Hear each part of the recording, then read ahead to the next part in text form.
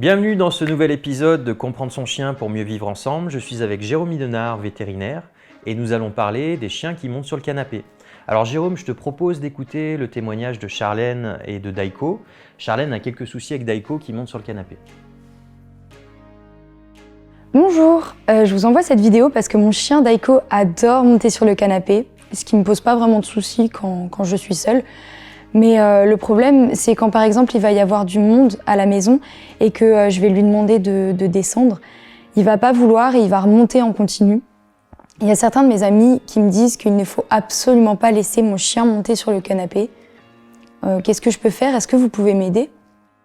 Alors, merci Charlène pour votre témoignage. Alors, bien entendu, on va pouvoir vous aider avec Jérôme. Alors Jérôme, on voit que Charlène est embêtée parce que le chien ne comprend pas forcément ce qu'elle veut de lui.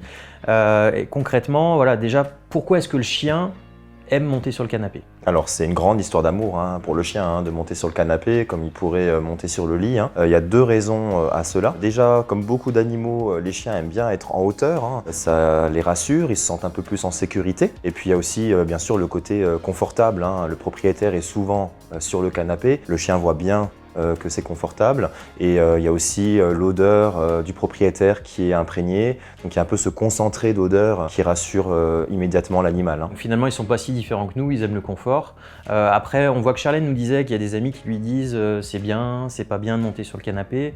Alors la question c'est voilà, est-ce qu'il faut autoriser son chien à monter sur le canapé? C'est une question qui est quand même importante à se poser. Après c'est comme pour beaucoup de choses, et on peut autoriser le chien à aller dans une chambre ou pas, enfin voilà. Mais tout ce qui est important, disons que c'est de se dire il faut que le chien sache ce qu'il a le droit de faire et ce qu'il n'a pas le droit de faire. Donc il n'y a pas forcément de problème pour moi à laisser son chien monter sur le canapé s'il écoute quand on lui dit d'en descendre. Donc après, il faut lui apprendre en l'éduquant, le plus tôt possible bien sûr, et lui apprendre les règles de base comme on le ferait avec tous les membres de la famille finalement. Oui, donc finalement c'est une règle propre à chacun, on autorise ou pas. Après pour souvent des raisons d'hygiène, on n'aime pas trop que le chien monte sur le canapé.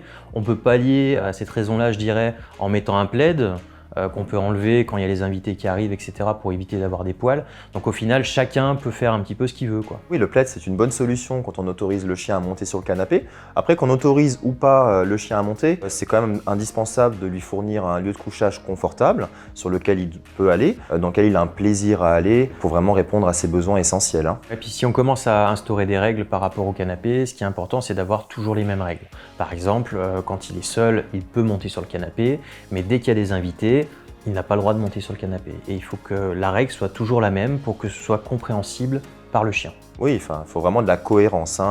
Donc ça, c'est pour toutes les règles d'éducation. Il y a beaucoup de gens qui s'imaginent que les règles d'éducation, c'est juste les règles de base, assis, couché. Bon, il y a quand même ce genre de règles qu'il faut aussi inculquer pour vraiment que le chien comprenne ce qu'on attend de lui. Effectivement, parce que c'est vrai que si on prend le cas de Charlène par exemple, elle lui demande de descendre, il descend, il remonte. Donc on voit clairement que l'ordre descend du canapé n'est pas forcément assimilé par Daiko, ce qui fait que quand elle le gronde, ça renforce son comportement, il ne comprend pas forcément. Donc on rentre vite dans l'escalade en fait, du chien qui ne comprend pas et qui fait l'inverse de ce que le maître lui demande. Alors oui, en effet, il vaut mieux rester calme dans ce cas-là, ça ne sert à rien de s'énerver. Et on va essayer aussi de ne pas punir le chien quand il descend du canapé, parce que là ce serait vraiment contre-productif. Faut quand même s'imaginer quand on s'énerve et quand on est agressif envers un chien qui ne veut pas descendre du canapé, il y en a quand même certains qui peuvent aussi y répondre à cette agressivité, qui vont aussi montrer les dents ou vraiment risquer de mordre. Dans ce cas-là, on conseillera quand même de faire appel à un professionnel, ça peut être un vétérinaire ou un éducateur. D'accord. C'est vrai qu'effectivement, il faut toujours rester calme. Il vaut mieux utiliser des techniques de diversion, de distraction. Par exemple, appeler, encourager le chien à venir vers soi, lui donner une friandise, des caresses pour que ce soit positif. Comme ça, le chien naturellement descend du canapé parce qu'il va aller vers quelque chose de positif. Et c'est déjà un premier pas pour commencer à lui faire comprendre qu'il faut qu'il descende du canapé. Et donc après, dans un deuxième temps, il faut quand même lui apprendre ce qu'on attend de lui. Donc lui apprendre quand il doit monter, quand il doit descendre. Donc ça se fait vraiment par des ordres les plus simples possibles. On va juste dire monte quand on veut qu'il monte. On peut tapoter sur le canapé pour se faire comprendre. Et ensuite, on peut pointer le sol avec le doigt, lui dire descend, qu'ils comprennent également facilement. Faut rester patient. Il y a des chiens chez lesquels ça peut prendre du temps. Rester calme, encore une fois, et ne pas le punir quand il finit par descendre. Alors c'est vrai que ça rentre dans la stratégie d'éducation.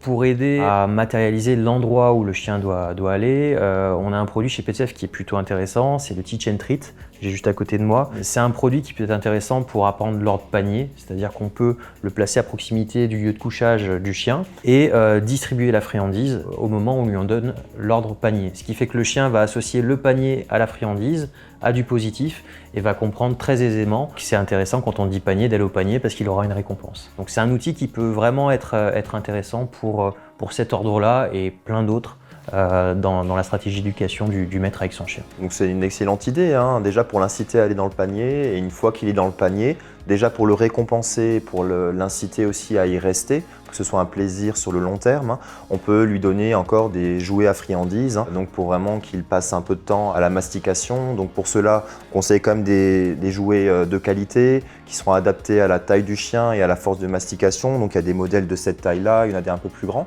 Donc en sachant que chez le chien, la mastication c'est vraiment instinctivement un plaisir, ça libère des endorphines qui sont l'hormone même du plaisir. Hein. Alors merci Jérôme pour tous ces conseils. Je pense que Charlène, on a pu vous apporter des clés pour vous aider à faire comprendre à votre chien ce qu'il doit faire par rapport au canapé. J'espère qu'on aura aidé tous les internautes par rapport à ce souci. Il ne me reste plus qu'à te dire à bientôt pour un prochain épisode de Comprendre son chien pour mieux vivre ensemble. À bientôt! À bientôt!